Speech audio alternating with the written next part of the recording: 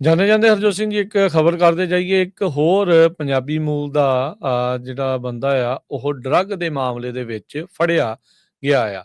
ਇਹ ਵੀ ਟਰੱਕਿੰਗ ਦੇ ਨਾਲ ਜੁੜਿਆ ਹੋਇਆ ਸੀ। ਸੈਮੀ ਟਰੱਕ ਦਾ ਜਿਹੜਾ ਡਰਾਈਵਰ ਆ ਉਸ ਨੂੰ ਪੁਲਿਸ ਨੇ ਗ੍ਰਿਫਤਾਰ ਜਿਹੜਾ ਉਹ ਕੀਤਾ। 400 ਪਾਊਂਡ ਕੋਕੇਨ ਜਿਹੜੀ ਪੁਤਨਮ ਕਾਉਂਟੀ ਆ ਉਸ ਦੇ ਵਿੱਚ ਇਹ ਫੜਿਆ ਗਿਆ ਆ।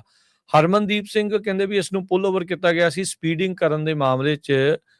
ਕੱਲ ਜਿਹੜਾ ਉਹ ਸੋਮਵਾਰ I-70 ਦੇ ਉੱਤੇ 27 ਸਾਲ ਇਸ ਦੀ ਉਮਰ ਆ।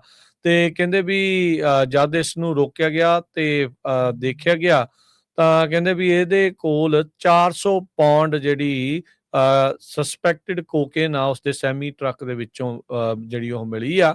ਤੇ $9 ਮਿਲੀਅਨ ਕਹਿੰਦੇ ਵੀ ਉਸਦੀ ਕੀਮਤ ਜਿਹੜੀ ਉਹ ਮੰਨੀ ਜਾ ਰਹੀ ਹੈਗੀ ਆ। ਸੋ ਇਹ ਬੇਕਰਫੀਲਡ ਦਾ ਰਹਿਣ ਵਾਲਾ ਕਹਿੰਦੇ ਵੀ ਇਹ ਦੱਸਿਆ ਜਾਂਦਾ ਸੀਗਾ। ਇਸ ਦਾ ਜਿਹੜਾ ਐਡਰੈਸ ਆ ਕੈਲੀਫੋਰਨੀਆ ਦਾ। ਤੇ ਇਹ ਇਸ ਦੇ ਕੋਲੋਂ ਇਹ ਇੰਨੀ ਵੱਡੀ ਜਿਹੜੀ ਹਰਜੋਤ ਸਿੰਘ ਜੀ $9 ਮਿਲੀਅਨ ਦੀ ਜਿਹੜੀ ਕੋਕੇਨ ਆ ਉਹ ਬਰਾਮਦ ਹੋਈ ਆ। ਇੰਡੀਆਨਾ ਸਟੇਟ ਪੁਲਿਸ ਨੇ ਜਿਹੜੀ ਪੁਤਨਮ ਕਾਉਂਟੀ ਦੇ ਵਿੱਚ ਇਸ ਨੂੰ ਜਿਹੜਾ ਉਹ ਸਪੀਡਿੰਗ ਕਰਨ ਦੇ ਮਾਮਲੇ ਦੇ ਵਿੱਚ ਗ੍ਰਿਫਤਾਰ ਕੀਤਾ ਸੀਗਾ।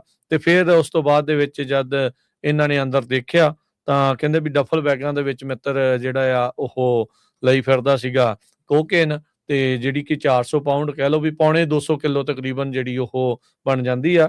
ਤੇ ਇਹ ਓਬਵੀਅਸਲੀ ਆਪ ਤਾਂ ਨਹੀਂ ਸੀ ਇਸ ਨੇ ਖਾਣੀ ਹੋਣੀ, ਦੁਨੀਆ ਨੂੰ ਵੀ ਤੇ ਦੁਨੀਆ ਦੇ ਲੋਕਾਂ ਦੇ ਦੁਨੀਆ ਦੇ ਪੁੱਤ ਜਿਹੜੀਆਂ ਆ ਭੈਣਾਂ ਹੀ ਜਿਹੜੀਆਂ ਉਸਨੇ ਮਾਰਦੀਆਂ ਸੀਗੀਆਂ।